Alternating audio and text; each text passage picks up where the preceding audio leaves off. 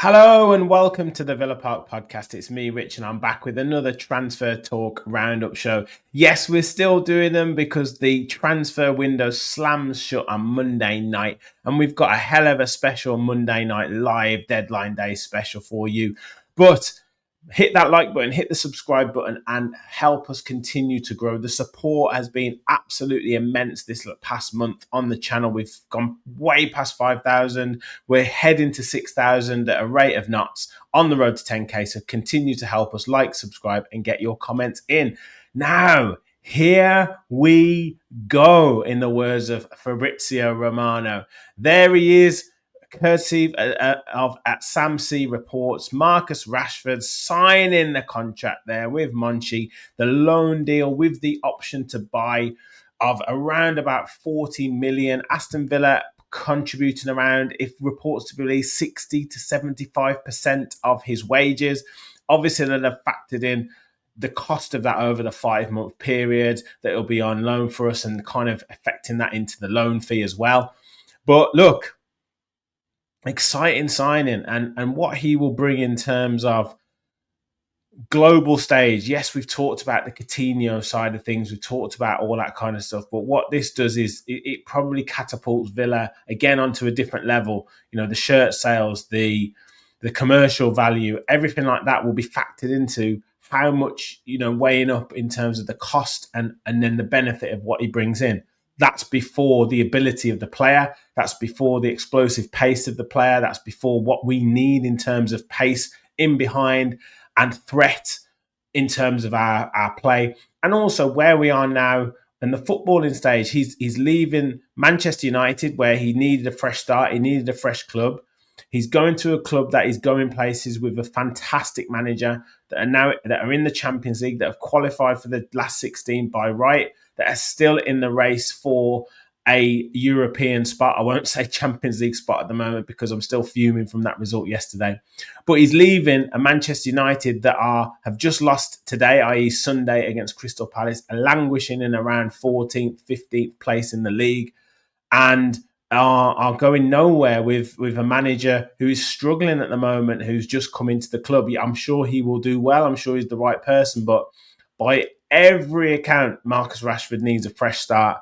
And what he could potentially bring to Villa is huge in terms of what we need on the pitch. It's absolutely massive. Now, we'll talk about him more tomorrow. I'll get Kev and I'll get George and I'll get Martin's thoughts on him. And shout out to Martin, because he called that we could do with Marcus Rashford, and he called this transfer a long time ago.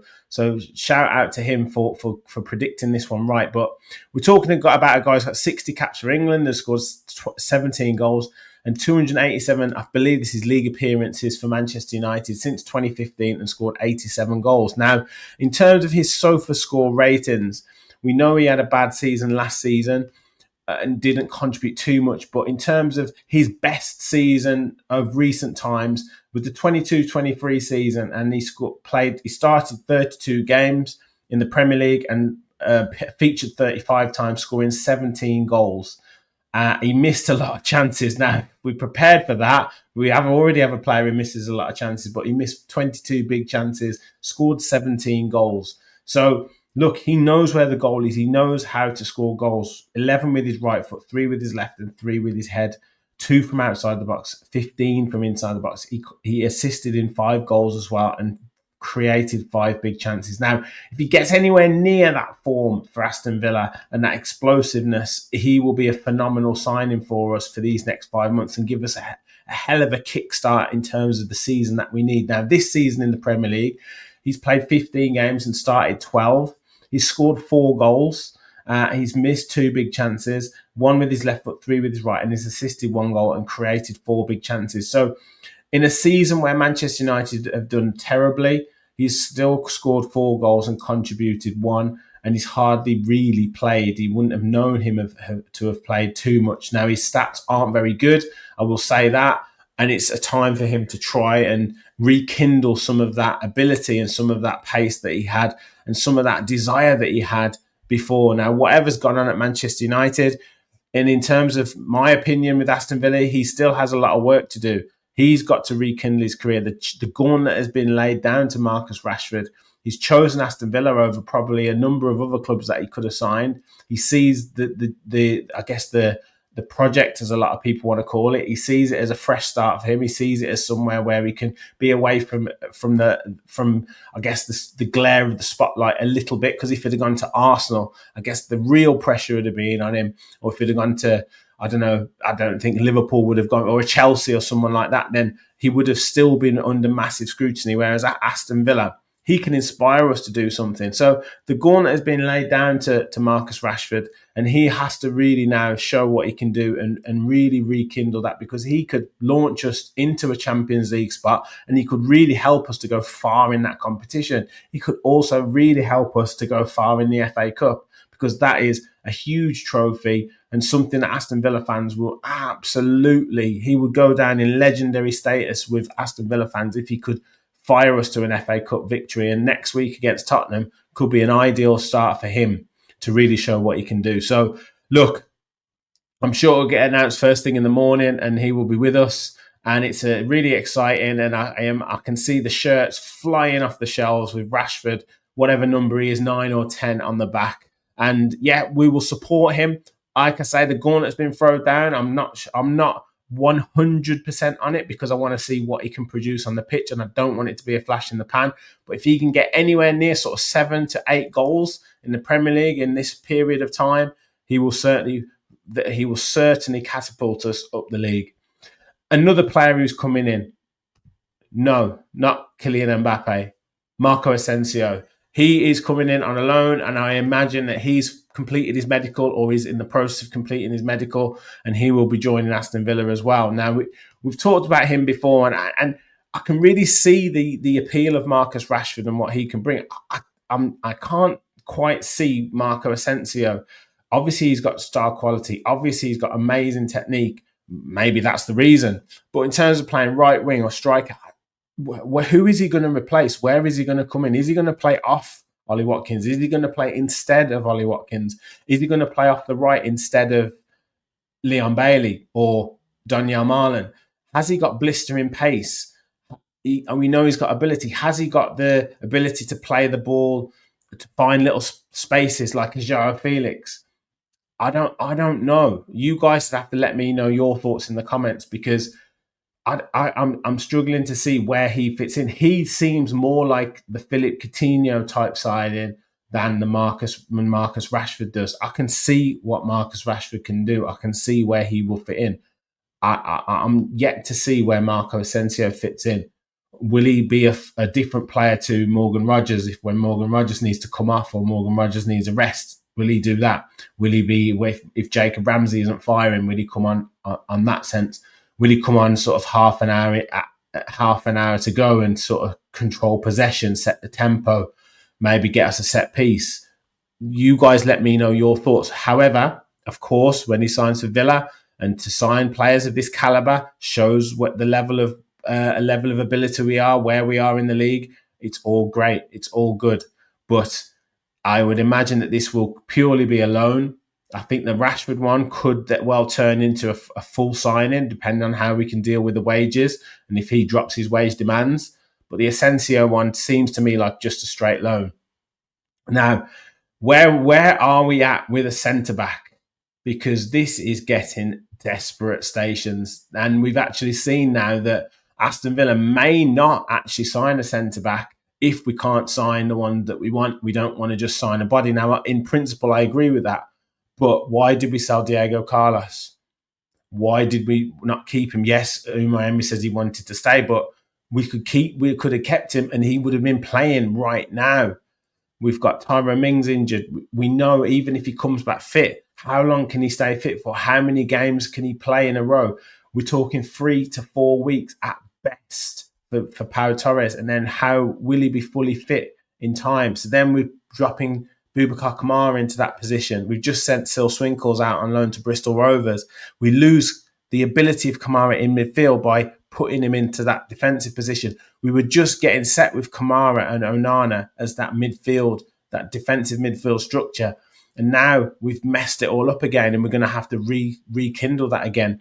Now, Axel Disasi is an absolute saga at the moment, and I hope that they manage to come up with some agreement to sort it out, because Chelsea have agreed with Tottenham of the loan deal with Disasi. Aston Villa have agreed with Disasi the terms of a loan deal. However, Chelsea won't let him sign for Aston Villa. They want him to sign for Tottenham, and Axel Disasi does not want to sign for Tottenham. So whatever happens, they need to sort this out, because do we go for a permanent transfer and try and structure it? Do we go with a loan with an obligation to buy in the summer? Do we increase our loan fee? Now it's come to this, and Disasi probably wasn't, well, it certainly wasn't the number one choice. Loic Bade was the first choice, and we didn't want to come. And we've let Diego Carlos go, and now we're trying to scramble and negotiate. And Chelsea know this negotiation position that we're stuck in, and we have to go for Disasi. Kevin Danso has signed for Tottenham, so we've lost out on that one. And I don't know of any other names that we've been talking about, unless Monchi can pull a rabbit out from the hat in less than 24 hours, or just over 24 hours, sorry. So we're in a real mess with this centre-back position, and I actually don't know if we will actually sign one, and that's the worrying position. But you guys let me know your thoughts in the comments, because we've certainly backed ourselves into a corner with this. Yes, it's so exciting to be signing the likes of Marcus Rashford and Marco Asensio, but we are going to leave ourselves short at the back. Maybe we're looking to win every game 6-5, but we've actually got to look like we're going to score. That's what we need to do. Now, in terms of outgoings, Leon Bailey is still in talks. Apparently, they had conversations today with Manchester United, although Matisse Tell wants to sign for United or wants to go to United. They're looking to do a loan. Bayern Munich want to transfer, so that's interesting. Whether they can't do that, whether they come back in, they have conversations with him again today, whether they try and do a loan. If Asensio's coming on the right, if Daniel Mana's coming in on the right, does that mean that Bailey is, potentially available to be moved on? That's an interesting one. Whether it can get done straight away tomorrow in this short amount of time, we'll have to wait and see. But there is going to be a lot of potential movement in the transfer market in the next 24 hours or so. Kosta Nedeljkovic has gone out on loan to RB Leipzig. And the interesting thing about this is it's actually a loan with an option to buy, for around about 10 to 11 million euros. So clearly we signed Kosta with real highly rated player, and there's something that hasn't quite clicked with him and Unai Emery, because he's prepared to send him out on loan straight away, and he's also prepared to take money for him. Now, if we can make some money back, then fair enough. We've just signed Garcia. We've obviously got Matty Cash. People forget Kane Kessler-Hayden's on loan at Preston and is apparently doing very, very well. So there's an interesting dynamic there as to, Kosta Nedeljkovic not doing as well as maybe anticipated. But look, best of luck at Leipzig. Hopefully you go out there and smash it, and then keep adding to your value. And if we can make money on these players, that's exactly what the point of signing these young players from around Europe is to do. If they don't fit in the first team, we sell them on for money, and that contributes to PSR, contributes to FFP, contributes to be able to sign bigger and better players, the likes of Marcus Rashford, etc., etc. And it does look like we're potentially looking to sign young Sunderland player Tommy Watson, 18 years of age, has played for the first team already, and that fits into that kind of mould of player that we look at. Young from around Europe, or younger players in the UK and England who will slot into the under-23s or under-21s, and then we can send them out on loan, like look at Louis Barry, those type of players, and then sell them for money or bring them into the first team. So loads going on at Aston Villa at the moment in the next 24 hours, but let's just show it again. Signing the contracts, Marcus Rashford is in the building at Aston Villa. That is a crazy thing to say, and I hope he does very well. Let me know your thoughts in the comments on Rashford signing, on Asensio signing, and the potential lack of centre back, and obviously Kosta going and Leon Bailey going. We had so many comments on yesterday's video, so please keep them coming. Hit that like button, hit the subscribe button. Thank you all for watching, and as always, remember, we'll follow the Villa.